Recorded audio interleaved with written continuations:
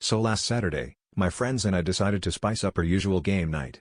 Instead of our classic Mario Kart raid sessions, Jamie suggested we try a blindfolded cooking contest. "It'll be fun," she said. "How hard can it be?" Which, looking back, should have been my first red flag. A mild sense of dread set in when we realized the only thing we all knew how to make was cake, and the only recipe we had was in German. Google Translate got us as far as eggs, flour, and chaos. Things started off suspiciously well, all things considered. We'd each been assigned a part. I was on egg duty, Jamie was flour sifter, and Dave, who once tried to microwave a salad, was in charge of the oven. About halfway through, I heard an odd, rubbery squeak and the unmistakable aroma of burning plastic. Turns out, Dave had mistaken the spatula for a fancy new kind of oven mitt. R.I.P., spatula.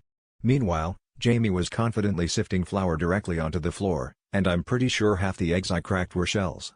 But hey, at least the dog was thrilled. The real trouble started when we went to assemble the cake. Jamie insisted the layers needed height and drama, so we ended up with a three-tiered monster that looked like it had been constructed during an earthquake.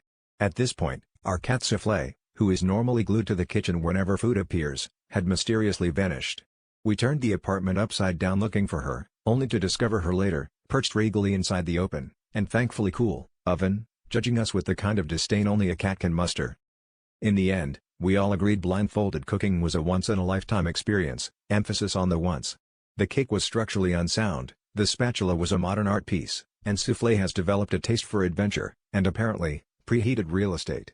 But I guess that's what happens when you try to bake without looking. Sometimes you just can't have your cake, eat it, or find your cat, too.